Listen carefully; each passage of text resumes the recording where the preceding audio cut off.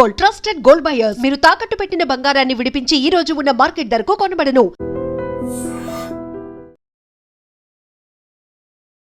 నమస్తే, welcome to I dream. నేను వలి. ప్రస్తుతం నాతో పాటు ఉన్నారు అంతర్జాతీయ వ్యవహారాల నిపుణులు మెటాస్టార్ డాక్టర్ రమేష్ కనిగంటి గారు. సార్తో మాట్లాడదాం. రమేష్ కనిగంటి గారు నమస్తే వల్లి గారు. Thank you for inviting me to I dream sir. Ramesh Kaniganti గారు, డొనాల్డ్ ట్రంప్ అనూహ్యంగా ఒక ప్రకటన చేశారు. అదొక సంచలన ప్రకటన.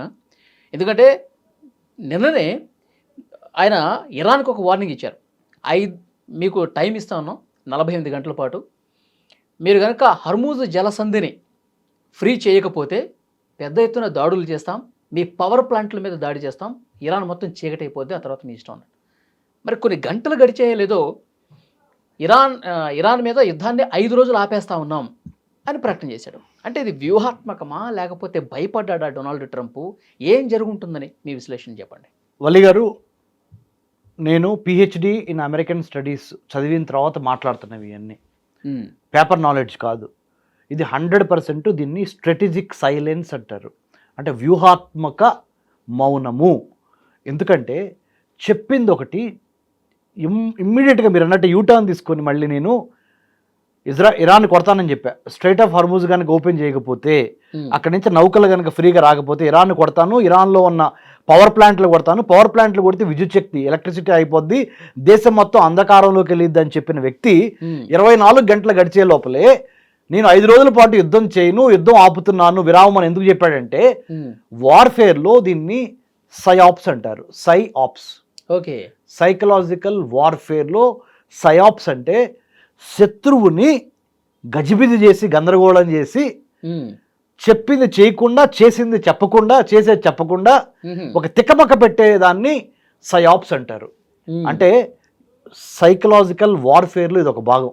Okay. Information warfare, psychological warfare, maritime warfare, cyber warfare, military to military warfare, asymmetric warfare, symmetric warfare. వార్ఫేర్లో ఇన్ని రకాలు చెప్పాను మీకు.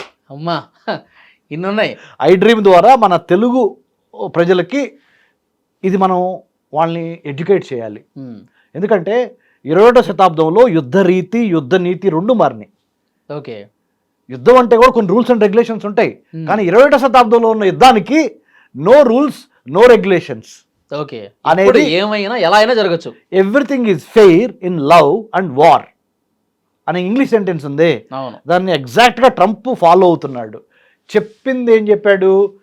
మీరు గనక స్ట్రైట్ ఆఫ్ హర్మూజ్ అనే జలసంధిని ఫ్రీగా ఓపెన్ చేయకపోతే షిప్పులకి కొట్టేస్తాం మిమ్మల్ని అని చెప్పాడు 48 అవర్స్లో. అవును అవును.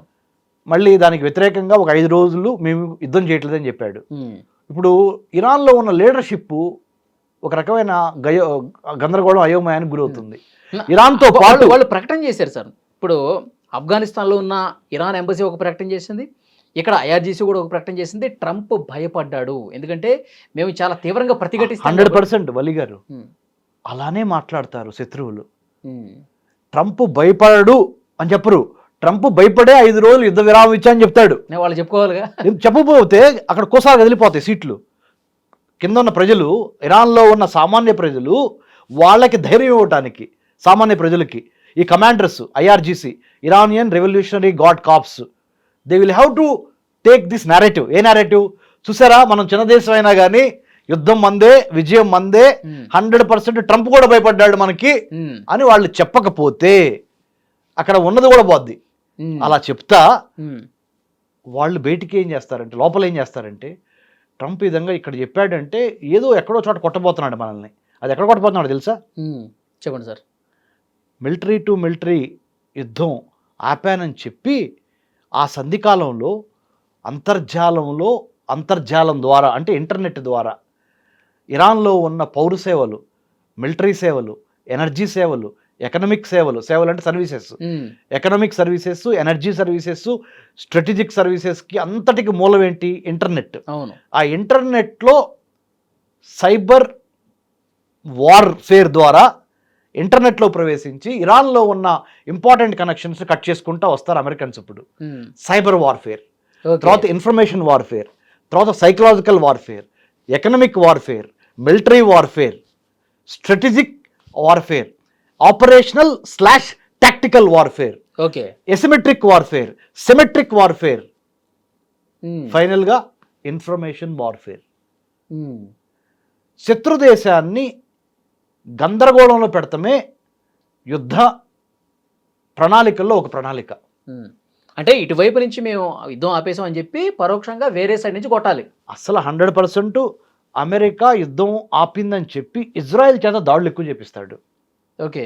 నెంబర్ 1. యూరోపియన్ యూనియన్లో ఉన్న యూకే చేత కూడా దాడులు చేపిస్తాడు ఇప్పుడు. ఎందుకు డిగో గార్షియా మీద మొన్న ఇరాన్ బ్యాలిస్టిక్ మిసైల్స్ వేసింది.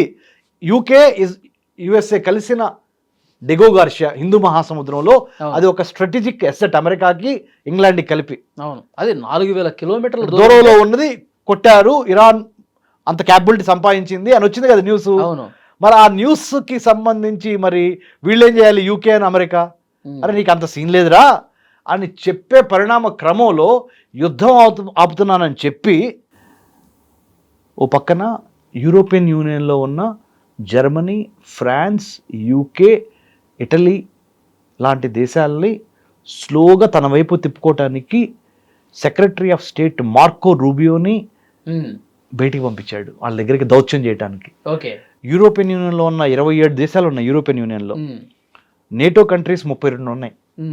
32లో 2 కంట్రీస్ అమెరికా, కెనడా, మిగతా 30 దేశాలు యూరోపియన్ యూనియన్లో నుంచి వచ్చిన దేశాలు. ఓకే.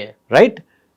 వీటిలో నుంచి కొంత బలాన్ని లాక్కోవడానికి అమెరికన్ ప్రెసిడెంట్కి కొంత సంధికాలం కావాలి. డిప్లొమాటిక్ స్ట్రాటజిక్ సైలెన్స్ అని చెప్పా, వ్యూహాత్మక మౌనం అని చెప్పా. ఓకే. దానికి వాడుకుంటాడు. తర్వాత వాళ్ళందరూ వస్తారా సార్ ఇప్పుడు? 100%. ఎందుకు వస్తారంటే స్ట్రైట్ ఆఫ్ హార్ముజ్ క్లోజ్ అవుతాం. అరే ఎందుకురా అసలు స్ట్రైట్ ఆఫ్ హార్ముజ్ని ఎందుకు క్లోజ్ చేయాలనుకున్నాను తెలుసా? ఇరాన్ మీద కోపంతో కాదు. ఎందుకు కొట్టాలనుకున్నానంటే స్ట్రైట్ ఆఫ్ హార్ముజ్ని నేను అమెరికా వైపు నుంచి, నేనే డొనాల్డ్ ట్రంప్ అనుకోండి, నా యొక్క యుద్ధం ఇరాన్తో కాదు బలి గారు, నా యుద్ధం చైనాతో. చైనా యొక్క మూలం ఎక్కడుంది? ఇంధనము. ఇంధనం ఎవరి దగ్గర ఉంది? అమెరికా మిత్రపక్షాలైన గల్ఫ్ కోఆపరేషన్ కౌన్సిల్ కంట్రీస్ దగ్గర, అమెరికా శత్రుపక్షమైన ఇరాన్ దగ్గర చైనాకు కావాల్సిన ఆయిల్, న్యాచురల్ గ్యాస్ ఉంది. ఓకే. ఆ ఆయిల్, న్యాచురల్ గ్యాస్ ఇంకొకరి దగ్గర కూడా ఉంది. లాటిన్ అమెరికాలో వెనుజులా దగ్గర. నేను వెనుజులాని మూసేశా. అమెరికన్ పాయింట్ ఆఫ్ వ్యూలో మాట్లాడుతాను. అమెరికన్ డొనాల్డ్ ట్రంప్ చేసింది వెనుజులాని మూసేశాడు. వెనుజులాని మూసేసి చైనాకి చెక్ పెడతానికి ఇరాన్ని, గల్ఫ్ కోఆపరేషన్ కౌన్సిల్ కంట్రీస్ని స్ట్రైట్ ఆఫ్ హార్ముజ్ ద్వారా బయటికి రానివ్వకుండా అక్కడి నుంచి ఆయిల్ మూసేశాడు. ఇదంతా ఎవరి మీద పడుతుంది? బరువంతా చైనా మీద పడుతుంది. ఓకే. బయలాజికల్ వార్ఫేర్, కంటికి కనిపించిన శత్రువుని కోవిడ్ని పంపించి అమెరికాని అతలాకుతలం చేయాలనుకున్న geopolitical, geo strategic warfare China ఉపయోగించింది ఏంటి? COVID-19 అనే ఒక వైరస్, మ్యాన్ మేడ్ వైరస్ని వదిలింది. ఐ డ్రీమ్ ద్వారా నేను తెలుగు ప్రేక్షకులకి, తెలుగు ప్రజలకు చెప్తున్నా, బిగ్ పిక్చర్ని అర్థం చేసుకోండి. War is not between Iran and Israel. Iran and Israel జరుగుతున్న వారు చిన్నది జరుగుతుంది, రీజనల్ వార్. అది మెయిన్ ఫ్రేమ్ ఏంటంటే అమెరికా వర్సెస్ చైనా. ఓకే. అమెరికాని కొట్టాలంటే చైనా ఏం చేయాలి, చైనాని కొట్టాలంటే అమెరికా ఏం చేయాలి? మొన్న హర్ముజ్ జలసంధి దగ్గర కూడా ఎవరైనా సరే ఆ ఆయిల్ని కొనుగోలు చేయడానికి చైనా రూపీస్లో మీరు కొనుగోలు చేయండి అని చెప్పి ఒక కండిషన్ తీసుకొచ్చింది ఇరాన్. అవును. అంటే చైనా యుద్ధాన్ని ఇన్వాల్వ్ చేసే పరిస్థితి అక్కడ కనిపిస్తుంది క్లియర్గా. బ్రదర్ వలీ, మన తెలుగు ప్రజలకు చెప్తున్నా మీ ద్వారా, ఐ డ్రీమ్ ద్వారా, ఇరాన్ వెనుకున్న బలం ఏంటి చెప్పండి? China, Russia, north Korea, Turkey, ఇవి స్టేట్స్ ఇరాన్ వెనుకున్నాయి. ఇరాన్ ప్లస్ ఈ 4 స్టేట్స్ కలిపితే ఎన్ని? 5 అయినాయా? రైట్. ఇంకొక 3 నాన్ స్టేట్ యాక్టర్స్ ఉన్నాయి, అంటే ఎక్స్ట్రీమిస్ట్ ఆర్గనైజేషన్స్. మన పరిభాషలో చెప్పాలంటే ఉగ్రవాద సంస్థలు, హౌతీస్, హమాస్, హిజ్బుల్లా. రైట్. ఎన్నైనాయి? 5 + 3 8 అయినాయి. 8తో పాటు లెబనాన్ ఇజ్రాయెల్ కొడుతుంది. లెబనాను ఇజ్రాయెల్ మధ్య శత్రుత్వం ఉంటే ఆబ్వియస్లీ లెబనాన్ ఎవరికి సపోర్ట్ చేసిద్ది? ఇరాన్కి సపోర్ట్ చేసింది. సో 9 అయినాయా? రైట్. తర్వాత సిరియా 10 అయినాయా? అంటే ఇరాన్ వెనక మినిమము 10 దేశాలు ఉన్నాయి. 10 దేశాల్లో 3 పవర్ఫుల్ దేశాలు ఏంటి? Russia, China, Turkey, right. కాబట్టి వీటితో పాటు 3 terrorist organisations, Houthis, Hamas, Hezbollah. So ఇరాన్ని కొట్టడం ద్వారా ఇరాన్ భుజం మీద గన్ పెట్టి మనము మిగతా గేమ్ ఆడాలి, ఇజ్రాయెల్ భుజం మీద గన్ పెట్టి మేము మిగతా గేమ్ ఆడాలి.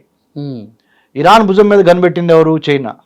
ఇజ్రాయెల్ భుజం మీద గన్ పెట్టింది ఎవరు? అమెరికా.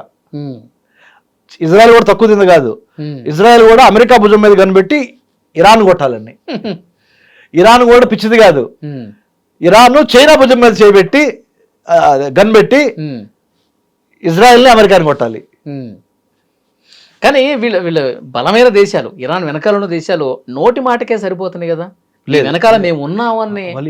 ఇప్పుడు 4000 కిలోమీటర్ల రేంజ్ ఉన్న బాలిస్టిక్ మిసైల్ ఇరాన్ నుంచి హిందూ మహాసముద్రం, ప్రపంచంలో మూడవ అతిపెద్ద మహాసముద్రం ఇండియన్ ఓషన్. ఫస్ట్ ఏంటి? Pacific, second Atlantic. ఇండియన్ ఓషన్లో ఉన్న డిగో గార్సియా అనే ఒక స్ట్రాటజిక్ ఐలాండ్, ఆ ఐలాండ్లో అమెరికా, యూకే కలిసిన మిలిటరీ బేస్ మీద 4000 కిలోమీటర్ల దూరం వచ్చి బ్యాలిస్టిక్ మిసైల్ ఇరాన్ నుంచి వచ్చి పడిందంటే, ఆ ఇరాన్కి ఇచ్చిన బ్యాలిస్టిక్ మిసైల్ ఎవరిది? చైనా వాడిది. వీళ్ళు ఇరాన్ వాళ్ళు వాళ్ళంతటి వాళ్ళు అంతరిక్ష ప్రయోగాలు చేస్తున్నారు, ఆ టెక్నాలజీని వాళ్ళు డెవలప్ చేసుకున్నారు, దాని సాయంతో వీళ్ళు మిసైల్తో కుట్టారని ఒక ప్రచారం ఉంది. తమ్ముడు, did you hear about a word called surrogacy? Surrogacy అంటే తెలుసా? సరోగసీ కృత్రిమ గర్భధారణ, టెస్ట్ బేబీ అంటే గర్భానికి సంబంధించిన మౌలికమైన ప్రక్రియ నేను వేరే వాళ్ళని రిక్వెస్ట్ చేసుకొని వాళ్ళకి డబ్బులు ఇచ్చి వాళ్ళ గర్భంలో ఏర్పాటు చేస్తా, ప్రయోగశాలలాగా. చైనా చేస్తుంది అదే. ఇరాన్ పేరు మీద చైనా డబ్బులు, చైనా యొక్క ఆర్థిక మేధస్సు, సాంకేతిక మేధస్సు, మిలిటరీ మేధస్సుని ఇరాన్ అనే బోర్డు తగిలిచ్చి చైనా చేస్తున్నది. ఇది అమెరికాకు వ్యతిరేకంగా. ఓకే, అది బిగ్ పిక్చర్. ఇది ఈ బిగ్ పిక్చర్ని అర్థం చేసుకోవాలి. అసలు మనం ఏం చేయాలంటే వలి బ్రదర్, భారతదేశము అమెరికా మాట వినాలా లేదా చైనా మాట వినాలా? భారతదేశము స్ట్రాటజిక్ ఆటానమీ ఇంగ్లీష్లో అంటారు, అంటే వ్యూహాత్మక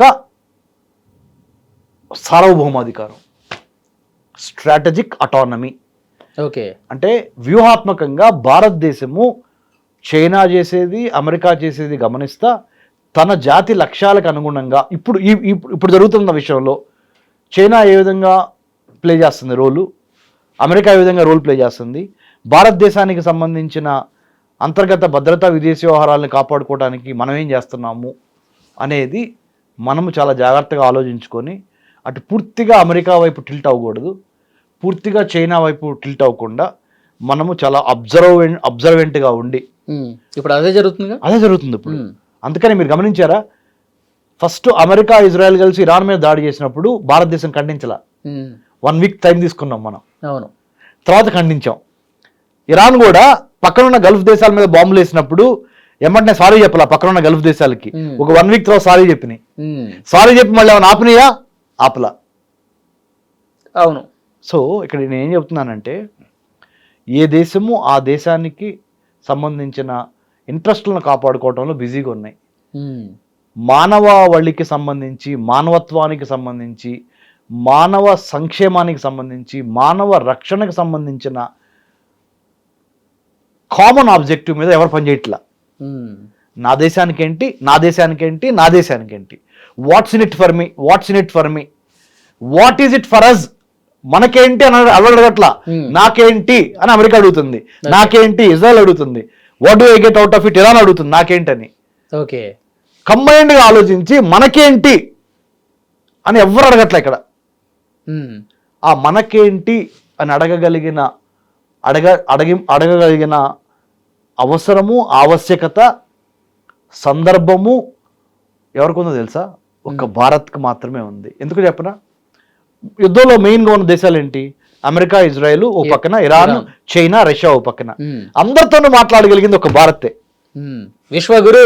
అసలు అంటే నేను బీజేపీ గురించి, బీజేపీని పొగుడుతా, ప్రధానమంత్రి గారిని పొగుడుతా మాట్లాడతా, నేను పార్టీతో సంబంధం లేదు. మీరు ప్యూర్గా ఆబ్జెక్టివ్గా ఆలోచించండి. అటు రష్యాతోనూ మాట్లాడగలదు ఎవరు? భారత్. అంటే ఇండియా. చైనాతోనూ మాట్లాడగలదు, అమెరికాతో మాట్లాడగలదు, ఇజ్రాయెల్తో మాట్లాడగలదు, ఇరాన్తో మాట్లాడగలదు, గల్ఫ్ కోఆపరేషన్ కౌన్సిల్ కంట్రీస్ అయిన Saudi Arabia, ఖతారు, Oman, Bahrain, Kuwait, ఎవరితోనైనా మాట్లాడగలిగిన విల్, స్కిల్ ఎవరికి ఉంది? ఇండియా, భారత్కు ఉంది. కాబట్టి నేను తెలుగు ప్రజలను కోరుకునేది ఏంటంటే 195 దేశాల మానవాళిలో 8 బిలియన్ పీపుల్ ఉన్నారు, 800 కోట్ల మంది. 800 కోట్ల మందిలో ఒక్క ఆసియా ఖండంలోనే ఇండియా చైనా కలిపితే 300 కోట్ల మంది ఉన్నాం మనమే. ఇంకా మిగతా దేశాలన్నీ కలుపుకుంటే సగం, అంటే 400 కోట్ల మంది ఈ ఆసియా ఖండంలో ఉన్నారు. ఓకే. ఈ 21వ శతాబ్దము 21st century belongs to Asia, అంటే మన ఆసియా ఖండం. మన పవన్ కళ్యాణ్ సాంగ్ ఉంది తెలుసుగా, ఏ మేరా జహా ఏషియా మేరా గర్ అని పాడతాడు ఆయన. అవునవును, అది వచ్చేసింది, ఆ టైం వచ్చింది. ఇంకోటి చెప్పనా మీకు, భారత్కి అన్ని దేశాలతోనూ ఒప్పించగలిగిన సమయం ఆసన్నమైంది. కాబట్టి ఇప్పుడు మనం ఈ నాయకత్వం, భారత నాయకత్వంలో ఇప్పుడు ప్రోయాక్టివ్గా, ప్రిడిక్టివ్గా, ప్రెడిటరీ PREDATORY అన్నీ మనమే అయ్యి, నాయకత్వం ఎవరు పెళ్ళంలో పెట్టేవారు తమ్ముడు. భారతదేశం ఇప్పుడు నాయకత్వాన్ని క్లెయిమ్ చేసుకోవాలి, వరల్డ్ లీడర్ అవ్వాలి. అరే ఇప్పుడు ఈ సందర్భాన్ని, ఈ అవకాశాన్ని సద్వినియోగం చేసుకోవాలి, చాలా సద్వినియోగం చేసుకోవాలి. ఎలా చేసుకోవాలంటే ఇక్కడ ఒక చిన్న సమస్య ఉంది సద్వినియోగం చేసుకునే ప్రాసెస్లో. ఇది లాస్ట్ మాట, నేను ముగిస్తా. భారతదేశం జనాభా 140 కోట్ల మంది తమ్ముడు. 140 కోట్ల జనాభాకి ఇండియన్ ఐఏఎస్ ఆఫీసర్స్ ఎంతమంది ఉన్నారు, IPS ఎంతమంది ఉన్నారు, ఇండియన్ ఫారెన్ సర్వీస్ ఆఫీసర్స్ ఎంతమంది ఉన్నారు, IFS, డిప్లొమాట్స్ అని తీసినప్పుడు లెక్క 140 కోట్ల మంది ఉన్న భారతదేశంలో కనీసం 1.5 కోటి నుంచి 2 కోట్ల వరకు భారతదేశానికి బయట మన భారతీయులు నివసిస్తున్నారు. అందుట్లో 1 కోటి మంది దాకా ఈ గల్ఫ్ కోఆపరేషన్ కౌన్సిల్ కంట్రీస్లో మన వాళ్ళు అక్కడ చిన్న ఉద్యోగం, బ్లూ కాలర్ వర్క్, చిన్న ఉద్యోగాలు, పెద్ద ఉద్యోగం, వైట్ కాలర్ వర్క్ 2 చేస్తున్నారు. ఇంజనీర్లు మన వాళ్ళే, కూలోళ్ళు మన వాళ్ళే. ఎంతో విదేశీ మారక ద్రవ్యం, ఫారెన్ ఎక్స్చేంజ్ మన ఇండియాకి పంపిస్తున్నారు. మరి వాళ్ళ యొక్క యోగక్షేమాలు చూస్తానికి యుద్ధం మూలాన వాళ్ళందరూ అక్కడ ఇరుక్కుపోయి ఉన్నారు. సౌదీ అరేబియాలో, ఖతర్లో, బహ్రెయిన్లో, ఇరాన్లో, ఇజ్రాయెల్లో, UAEలో, కువైట్లో మన వాళ్ళు ఉన్నారు. అవును, ఉన్నారు. వాళ్ళు వెనక్కి తీసుకురావాలి. మనం చిలికి గాలువాన యుద్ధం మిగతా వాటి మీద కూడా బాంబులు వేసే స్థాయికి వెళ్ళిపోయింది అనుకో ఇరాన్ నుంచి. ఈ గల్ఫ్ కోఆపరేషన్ కౌన్సిల్ కంట్రీస్ లో మిగతా నార్మల్ గా జనావాసాల మీద పడింది అనుకో, మామూలు నార్మల్ హౌసింగ్ మీద పడింది అనుకో, మన వాళ్ళకి కూడా ఇబ్బంది కదా. ప్రాణం పోతే రాదుగా, డబ్బులు పోతే సంపాదించుకోవచ్చు, ప్రాణం పోతే రాదుగా. కాబట్టి భారతదేశానికి ఐ డ్రీమ్ ద్వారా, మరి ముఖ్యంగా మన తెలుగు ప్రజలకు నేను చెప్పేది ఏంటంటే, మన ప్రధానమంత్రి గారి ఆధ్వర్యంలో, జయశంకర్ గారు మన విదేశీ వ్యవహారాల శాఖ మంత్రి గారి ఆధ్వర్యంలో ఉన్న విదేశీ వ్యవహారాల మంత్రిత్వ శాఖలో ఓన్లీ 1400 మంది full time Indian foreign service officers మాత్రమే ఉన్నారు. IFS, డిప్లొమాట్స్, రాయబారి, దౌత్యవేత్త. వాళ్ళ కింద పనిచేయడానికి వాళ్ళకి సహాయార్థం ఒక మినిస్టీరియల్ స్టాఫ్ / సెక్రటేరియల్ స్టాఫ్ అంటారు. అంటే కలెక్టర్ గారి కింద పనిచేసే మిగతా శాఖలు అనుకో, ఎగ్జాంపుల్ చెబుతున్నా. వాళ్ళ సంఖ్య మొత్తం కలిపితే ఆ యొక్క 6-7 వేలు, ఈ యొక్క 1400 నుంచి 1500 మందికి IFS ఆఫీసర్లు. అంటే 10,000 మంది కలిసి 1 కోటి మంది భారతీయులు గల్ఫ్ కోఆపరేషన్ కౌన్సిల్ కంట్రీస్లో ఉన్నారు కదా, వాళ్ళని 10,000 మంది వెనక్కి తీసుకురాగలరా? చాలదు. వేరే దేశంలో ఉన్న అంబాసిడర్స్తో మాట్లాడాలి, ఇవాక్యువేషన్ అంటే అక్కడ వాళ్ళ నుంచి తరలించాలి, డాక్యుమెంటేషన్ చేయాలి. సో భారత విదేశీ వ్యవహారాల శాఖ మంత్రిత్వ శాఖలో ఉన్న సంఖ్యను పెంచాలి, ఉద్యోగుల్ని పెంచాలి, డిప్లొమాట్లను పెంచాలి. అది ఇమ్మీడియట్గా జరగదు నాకు తెలుసు, కానీ ప్రాసెస్ ఇప్పుడు స్టార్ట్ చేయాలి. శాంతి సమయంలోనే అంతమందిని యుద్ధం ఎఫెక్ట్ అయ్యే అంతమందిని మనం ఇండియాకి తీసుకురావాల్సిన పరిస్థితులు ఉన్నాయా ఇప్పుడు? 100% వలి ఉన్నాయి బ్రదర్. మీరు నమ్మండి, నేను చెప్పిన అతిశయోక్తి చేయట్లా నేను. 100% ఈ వారు ఇప్పుడు ఆగతమ్ముడు. అంటే సంవత్సరాల తరబడి కొనసాగే వారే అంటారు ఇది. 100% రష్యా యుక్రెయిన్ కన్నా దాని బాప్ ఇది. రష్యా యుక్రెయిన్ కన్నా బాప్ అని చెప్తున్నా నేను. అంతే. ఇది క్లాస్ ఆఫ్ సివిలైజేషన్స్గా కూడా పర్మనెంట్ మారచ్చు, నాగరికతల మధ్య యుద్ధంగా కూడా మారచ్చు, మతాల మధ్య యుద్ధంగా కూడా మారచ్చు. నేనేమి సెన్సేషన్ చేయట్లా. ఉన్నది గ్రౌండ్ రియాలిటీ చూసి చెప్తున్నా. ఓకే. జుడాయిజము, క్రిస్టియానిటీ, ఇస్లాం 3 కొట్టుకునే సందర్భం ఇది. చైనా, అమెరికా కొట్టుకునే సందర్భం. కానీ దాన్ని ఆపగలిగే నాయకుడు మోదీ. భారతదేశం under the leadership of Narendra Modi గారు, అజిత్ దోవల్ గారు, మరింత జయశంకర్ గారు. క్లిష్ట పరిస్థితుల్లోకి నెట్టకుండా ఉండాలంటే మనం చొరవ తీసుకొని, ఇండియా చొరవ తీసుకొని, అబ్సల్యూట్లీ చొరవ తీసుకొని అన్ని దేశాలతో మాట్లాడాలి. ఇంకొక మాట చెప్తా ముగిస్తున్నా. మనకి ఖురాన్ చెప్పిన, భగవద్గీత చెప్పిన, బైబిల్ చెప్పిన ఏం చెప్పినాయి అంటే you do your work, leave the rest to the god. అపనా కర్మ కరు, ఫలితాన్ని భగవంతునికి వదిలేసే అని చెప్పారు. ఇప్పుడు మనం చేయాల్సిన పని అదే.